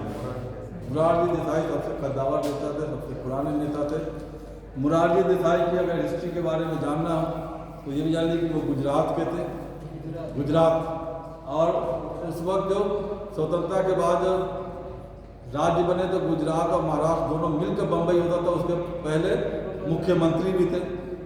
और ये भी है कि 1928 में 28-29 में वहाँ पर वो डिप्टी कलेक्टर थे गोधरा में। वही गोधरा जो कि 2002 में बहुत ज़्यादा कम्युनल राइट्स के लिए पाकिस्तान में कोई उपाधि नहीं देती। तो ये जो है उस वक्त डिप्टी कलेक्टर थे, इन पर कुछ चार्ज लगे, फिर उसमें जो है इन्वेस्टिगेशन हुआ तो कुछ ऐसा रुख मिला इनका कि इन्होंने वहाँ से रिजाइन कर दिया। फिर गांधी जी के साथ जो है राष्ट्रीय आंदोलन में बहुत खुददार और बड़े तेज तर्राक नेता थे और ये सोच रहे थे कि मुझे ही मिलना चाहिए। उधर जो है के कामराज जो है वो राष्ट्रीय कांग्रेस के अध्यक्ष थे। क्या नाम था? के कामराज का ये कहना था कि अगर मैंने मुरारजी देसाई को बना दिया तो ये हमारे कंट्रोल में नहीं। अब के कामराज को किंग मेकर कहा जाता है कि क्या ये कह रहे कि कामराज भी अंदर अंदर चाहते थे कि मैं भी जो है प्रधानमंत्री का उम्मीदवार बनूं, लेकिन वो समझते थे कि वो चल नहीं पाएगा, संभाल नहीं पाऊंगा, तो किंग मेकर होना ज़्यादा अच्छा है। और जो है उन्होंने फिर जो है एक सहमति बनाई किस पे, लाल बहादुर शास्त्री। लाल बहादुर शास्त्री जी उतने बड़े नेता थे, लेकिन उतने बड़े नेता नहीं थे जितने कि मोरारजी देसाई थे। उन्होंने सोचा कि ये जो साधारण आदमी है, इसको कंट्रोल कर लेंगे और अपना शासन ठीक ठाक चलता रहेगा। लेकिन जाहिर सी बात है 1965 में जो है वो हिंदुस्तान पाकिस्तान में वार हुआ, फिर लाल बहादुर शास्त्री जो युद्ध जीत गए, फिर जो खादान की संकट हुई तो उसमें कहा कि हफ्ते में एक दिन सभी जो है व्रत रखेंगे, जय जवान जय किसान का नारा दिया और बहुत पॉपुलर प्रधानमंत्री हो गए। और ये भी है कि जो युद्ध जो है ना बहुत सारी चीज़ें जो है ढक देती है युद्ध जो है, और ख़ासतौर से पाकिस्तान से युद्ध। आज भी देख लीजिए कि हिंदुस्तान पाकिस्तान का अगर क्रिकेट का मैच भी हो जाए तो इसे हरा दो, चाहे बांग्लादेश से या श्रीलंका से हार जाओ, तो वैसे ही है कि उसको जो है तो लाल बहादुर शास्त्री जो है, लेकिन लाल बहादुर शास्त्री भी जो है वो ज़्यादा दिन नहीं चले और उनकी भी जो है ताशकंद जो इंडो पाक के बाद जो ताशकंद समझौता हुआ 11 जनवरी 1966, 11 जनवरी 1966 में संदिग्ध परिस्थितियों में उनकी मौत हो गई। बहुत से लोग कहते हैं कि जो रशिया की एजेंसी थी KGB उसने मरवा दिया, कॉन्स्पिरेसी थी। कुछ लोग कहते हैं कि पहले भी अटैक पड़ चुका था, वो हार्ट अटैक ही था, और ऐसे हालात में जब बहुत कठिन और इस तरह के हालात हो तो फिर से दोबारा अटैक पड़ना कोई ऐसी बात नहीं है, हो सकता है। लेकिन एक फिल्म आई थी अभी ताशकंद फाइल, उसमें जो है इस थ्योरी को ज़्यादा दिखाया गया है कि उसमें कॉन्स्पिरेसी थी रशिया की, और रशिया ये समझ रहा था ये नेता इतना पॉपुलर हो गया है, ये तो जो है फिर हमारी भी नहीं सुनेगा और भारत को कहीं और ले जाकर खड़ा कर देगा। तो उन्होंने जो है इस बीच में ये चाल चली। खैर जो भी हो, ये आज तक एक रहस्य है, कोई भी आदमी बहुत यकीन के साथ नहीं कह सकता है क्या हुई थी सर? कारण तो ताशकंद समझौता ही था, पोस्टमार्टम वगैरह नहीं हुआ था। सब हुआ था लेकिन उसमें कुछ ऐसा नहीं मिला। उस दिन दही खाई थी उन्होंने, फिर हार्ट अटैक का भी सिम्टम मिला था, लेकिन अब खाने में कुछ ऐसा दे दिया तो वो भी ऐसा साबित नहीं हुआ, कुछ भी ऐसा साबित नहीं।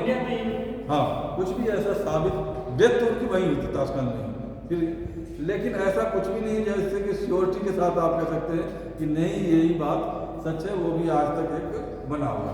लेकिन कारण ये अब इसमें जब फिर से जब लाल बहादुर शास्त्री जी की डेथ हो गई तो अब हुआ कि साहब फिर से गुलजारीलाल नंदा बन गए कार्यवाहक। अब ये के कामराज अब भी वहाँ के अध्यक्ष थे और इनके बाद दोबारा एक फिर प्रधानमंत्री चुनने का मौका मिला। इस बार मोरारजी देसाई जो है बिल्कुल अड़ गए थे कि इस बार तो मैं नहीं मानूंगा, इस बार तो प्रधानमंत्री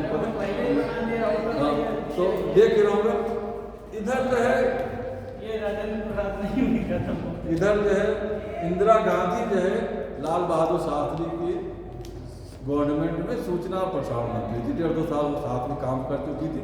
थोड़ा बहुत इन्हें भी कॉन्फिडेंस आने लगा था कि मैं भी सरकार चला सकती हूँ, मैं भी देश चला सकती हूँ।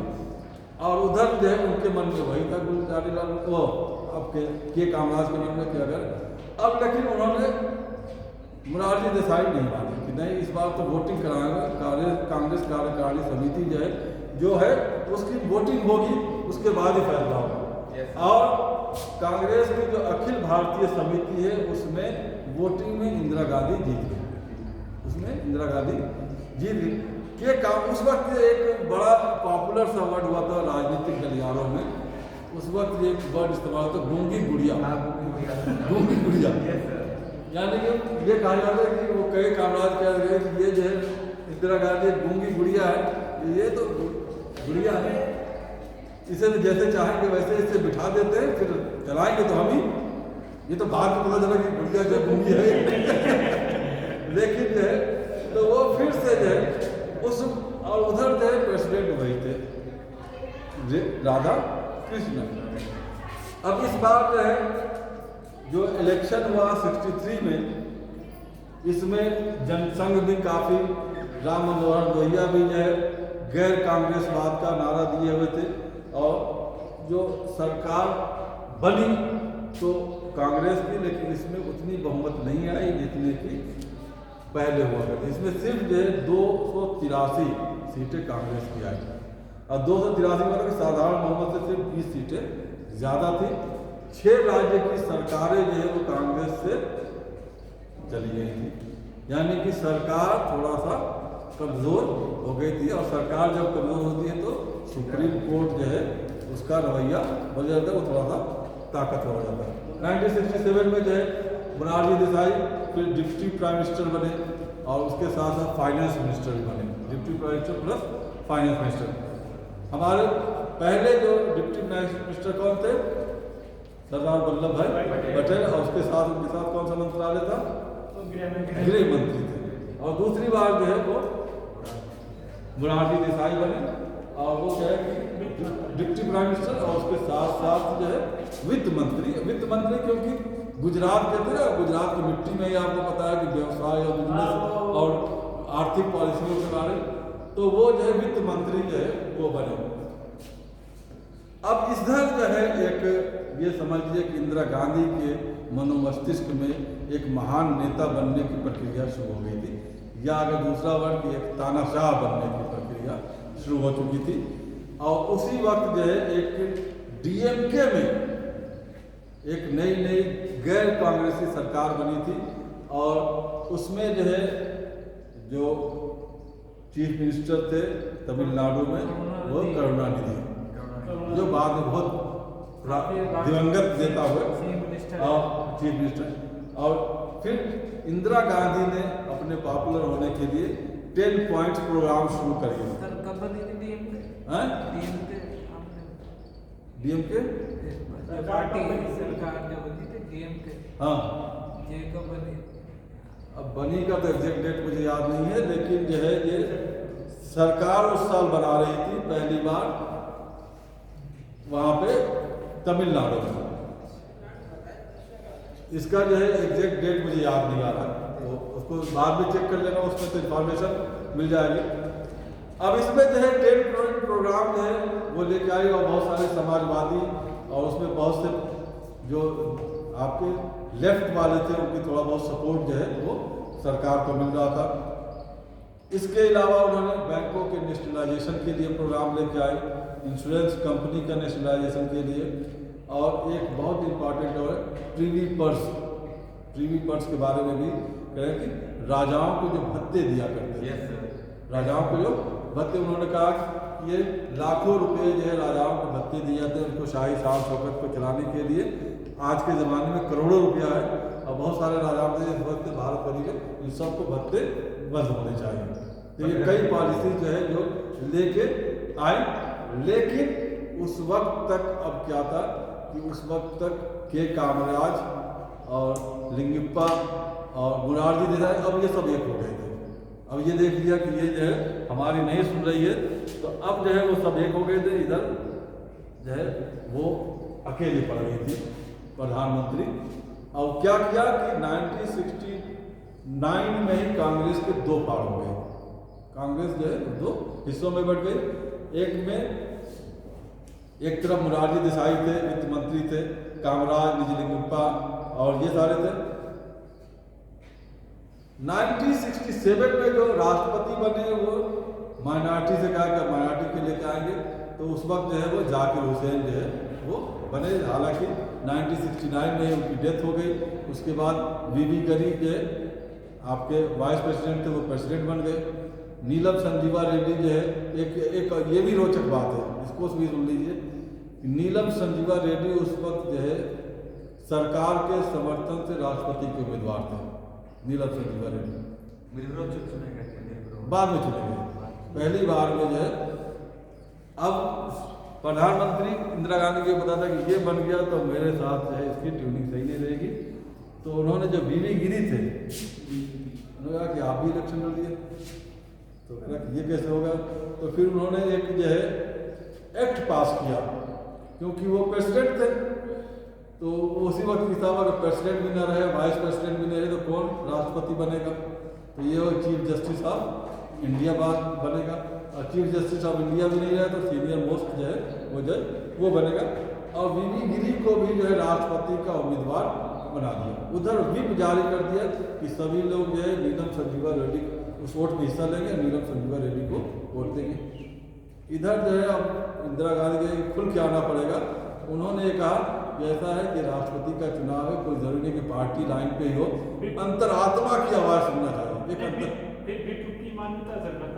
व्हिप की मान्यता खत्म हो गई, जाहिर सी बात है। अच्छा व्हिप जो है वो तो सीक्रेट वोटिंग है, कौन देखने जा रहा है। अब यहाँ पे जो है उन्होंने कहा अंतरात्मा की आवाज़, ये बड़ा सेंटेंस जो है पॉपुलर हुआ और बाद में कई राष्ट्रपति के इलेक्शन में जो अपोजिशन वाले थे उन्होंने इस्तेमाल किया, लेकिन और किसी में ये काम नहीं आया। सर आज भी अगर कोई पार्टी व्हिप जारी करती है, उसके विरुद्ध अगर कोई सदस्य वोट देता है तो उसका वोट कैंसिल माना जाए। हाँ कैंसिल माना जाए, क्या होता है सर? कैंसिल माना जाएगा, उसकी सदस्यता खत्म हो जाएगी, कैंसिल भी माना जाएगा, उसकी सदस्यता भी खत्म हो जाएगी। व्हिप होता क्या है सर? व्हिप जो आदेश होता है पार्टी के फिर उसके सब वोट चेक करे जाएंगे इसने नहीं, तो इसमें तो व्हिप जारी हो नहीं सकता ना, इसमें तो उन्होंने ये पता कैसे चलेगा कि नहीं, वही राष्ट्रपति और उपराष्ट्रपति के चुनाव में जहाँ पे सीक्रेट वोटिंग हो रही है उसमें व्हिप का कोई मतलब ही नहीं है। भाई जहाँ पे हाथ उठा के सामने हो रहा है वहाँ तो लोकसभा और राज्यसभा में सर अब कोई व्हिप का कोई महत्व ही नहीं है, कोई महत्व नहीं, तो आप कोई भी पार्टी का सदस्य दूसरी पार्टी बिल्कुल दे सकता है, किसी को भी दे सकता है, कोई किसी को भी दे सकता है। व्हिप होता क्या है सर? व्हिप ये होता है कि पार्टी के तरफ से एक आदेश जारी हो जाता है कि आपको उस दिन जो है उपस्थित रहना है, इस बात पे वोटिंग होगी तो इसके फेवर में या इसके अगेंस्ट में वोट देना है। आदेश होता है, आदेश होता है पार्टी के सदस्य, जो पार्टी सत्ता में होती है। पार्टी सत्ता में अगर सर व्हिप के विरुद्ध जाता है तो ये कार्रवाई हो सकती है। व्हिप के विरुद्ध जाता है तो फिर ये कार्रवाई होगी कि उसका कैंसिल माना जाएगा, उसकी सदस्यता भी खत्म हो जाएगी अगर पार्टी ने उसे क्षमा नहीं किया 15 दिन के अंदर। लेकिन इसमें राष्ट्रपति के चुनाव उपराष्ट्रपति के चुनाव में व्हिप का कोई महत्व कोई महत्व नहीं है। उपराष्ट्रपति और राष्ट्रपति के चुनाव में कोई महत्व, ये संसद में अगर कोई बात हो, संसद में जहाँ पर उसके हाथ उठा के और सारी चीजें होती है वहाँ तो महत्व है, जहाँ पता चल सकता है, जहाँ पता चल सकता है वहाँ तो महत्व है, लेकिन जहाँ पे नहीं पता चल सकता वहाँ पे महत्व नहीं। तो बीबी गिरी जो है, अच्छा ये भी एक पहली बार हुआ कि इस राष्ट्रपति के चुनाव में दोबारा काउंटिंग करनी पड़ी। मतदान की प्रक्रिया जो उस दिन बता रहा था कि फर्स्ट काउंटिंग होता है, फिर पहले नंबर की प्रायोरिटी देखी जाती है, अगर इलेक्शन कोटा जो है वो निर्धारित जो कोटा है वो नहीं मिला है तो फिर दोबारा उस पर होती। तो पहली बार जो है इस चुनाव में सेकेंड काउंटिंग हुई और सेकेंड काउंटिंग में बीबी गिरी जो है वो जीत गए, नीलम संजीवा रेड्डी हार गए कुछ वोट से हार। और दूसरा रिकॉर्ड ये है नीलम संजीवा रेड्डी का कि नीलम संजीवा रेड्डी निर्विरोध भी दूसरी बार जब लड़े तो निर्विरोध चुने गए। तो ये दो रिकॉर्ड जो है नीलम संजीवा रेड्डी के नाम है। एम हिदायतुल्लाह कार्यवाहक राष्ट्रपति। अब कांग्रेस के जो घोषित नेता थे वो नीलम संजीवा रेड्डी थे, लेकिन जो है इंदिरा गांधी ने बीबी गिरी को तो वो अब इसमें जो है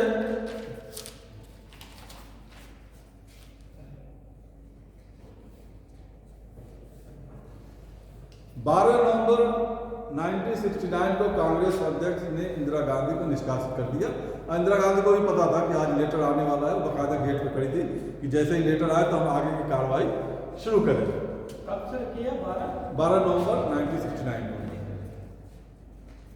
अब यह इंडियन नेशनल कांग्रेस के दो फाड़ हो गए, एक जो है इंडियन नेशनल कांग्रेस आर और एक जो है इंडियन नेशनल कांग्रेस ओ। कांग्रेस का प्रेसिडेंट कौन था उस समय तक? के कामराज। उनके बाद कोई हुआ था क्या? हाँ? उनके बाद कौन था सर? के कामराज का कौन हुआ प्रेसिडेंट का कांग्रेस का? के कामराज के बाद के कामराज के पास जो है नीलिप्पा होते मेरे ख्याल से, लिंगिप्पा। फिर हाँ सर ये दो पार्टी दो ये तो इसमें दो राष्ट्र वो प्रधानमंत्री चुनाव में एक कामराजी थे। उसके बाद जो है दो बाबू में बैठ गए। हाँ कौन दो, एक इंडियन नेशनल कांग्रेस आर और एक जो है इंडियन नेशनल कांग्रेस ओ जो है वो ओल्ड से है, जिसमें जो है आपके मोरारजी देसाई और ये सारे लोग थे, और आर जो है वो रूलिंग से था या नई कांग्रेस था जो इंदिरा गांधी जिसमें थी, और उस वक्त यही नारा दिए गए थे कि इंडिया जिंद्रा, Indira is India. Congress I हो गया था फिर बाद में जो है कांग्रेस आई। हाँ। तो अब जो है जाहिर सी बात है सीएम अन्नादुराई जो उनकी डेथ हो गई थी तमिलनाडु के करुणानिधि जो सीएम हो गए थे, उनके सपोर्ट से चल रहा था सरकार, अल्पमत में आ गई थी, लेकिन उन्होंने सपोर्ट दिया। उनके पास 20 MP थे, उन्होंने कांग्रेस को सपोर्ट दिया और उससे उनकी सरकार चल रही थी। लेकिन जाहिर सी बात है बैसाखी के सहारे सरकार कितने दिन चलती, और जो अपना सपोर्ट देता है उसकी भी कीमत पूरी चुकाता है। तो ये समझ गई थी इंदिरा गांधी की ये जो है मामला बहुत दिन चलने वाला नहीं है, अगर कुछ बड़ा करना है और पॉपुलर होना है तो कुछ बड़े प्रयास, कुछ बड़े कदम जो है वो करने पड़ेंगे। और बड़े कदम क्या थे कि 1969 में 14 बैंकों का राष्ट्रीयकरण जो है कर दिया, जिनके पास 50 करोड़ से ज़्यादा का रिजर्व था, 50 करोड़ से ज़्यादा रिजर्व था जिनके पास। तो वो जो है दूसरा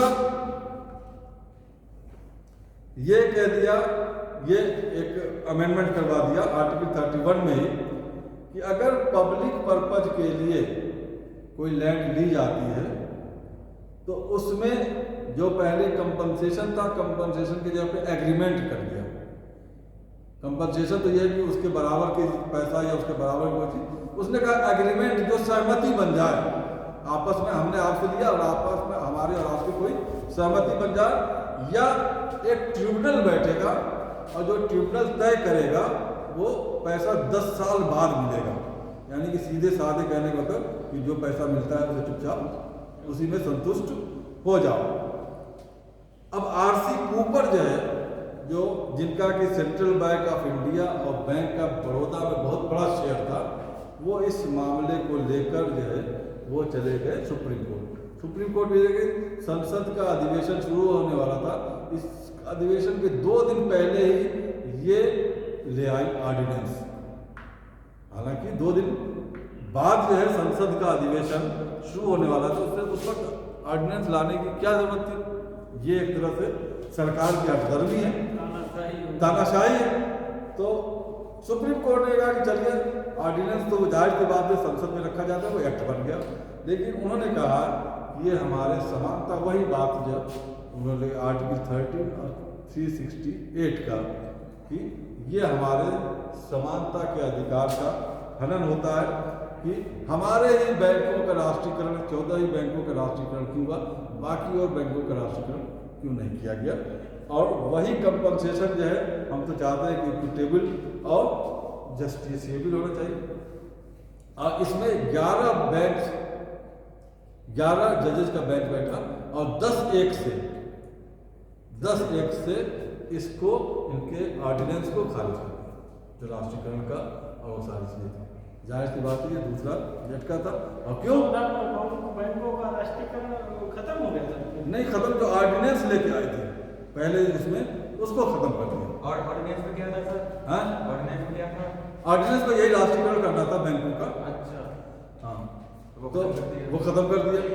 तो अब जो है जाहिर सी बात है वो समझ गए कि ये जो है हमारे, और इसमें जो फैसला दिया लेकिन सर जो राष्ट्रीयकरण हुआ था वो तो लीगल था सर, जो राष्ट्रीयकरण हुआ था वो तो लीगल माना गया उसके बाद। अभी और आगे आ रहा है ना, अभी आगे कहानी में अभी ट्विस्ट है।